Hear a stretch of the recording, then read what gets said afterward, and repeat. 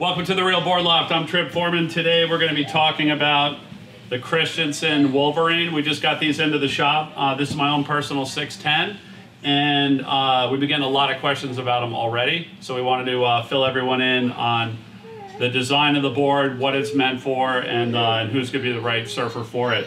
So the Wolverine is based off of the Christenson Nautilus and the Christenson Lane Splitter. You're going to see a lot of similarities in just the overall design of the board, the rocker, and the bottom contours.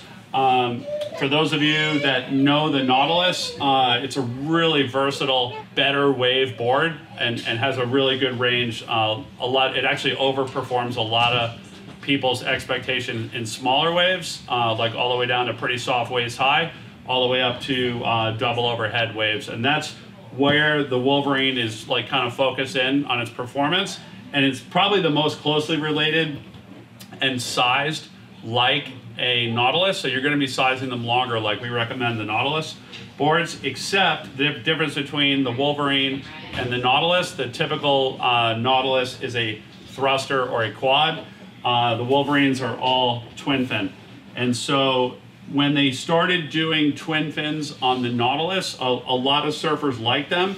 But if you wanted to use it with the Christenson upright twin fin, sometimes it got a little bit drifty in the turns, which you could actually play off of and push it and slide it in the turns. But if you really wanted to hammer on the turns and just really have those fins always be there underneath you, the standard Christenson fin wasn't quite enough fin. And so you saw a lot of surfers upgrading to either the FCS Power Twin or the Futures EN fin, which are both larger templates than the Christenson fin. So what Chris wanted to do was make a board similar to that Nautilus twin fin, but have it really hold with his twin fin template. So what he did is, you can see in the tail, he really stepped the tail in the width right here with the wings, brought it in, and it's set up as a twin fin. And it's important to know that the fins for this board are not keel fins.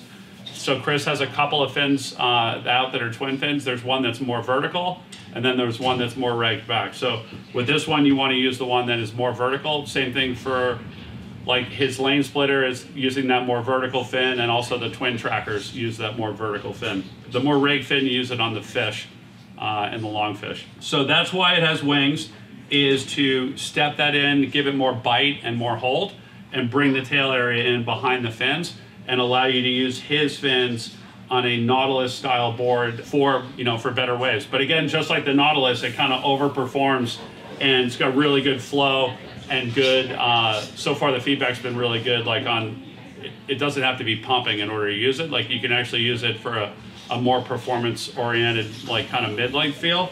But when it does get pumping, it's also gonna hold as well. So that's the Wolverine and kind of how it's closely tied to the Nautilus.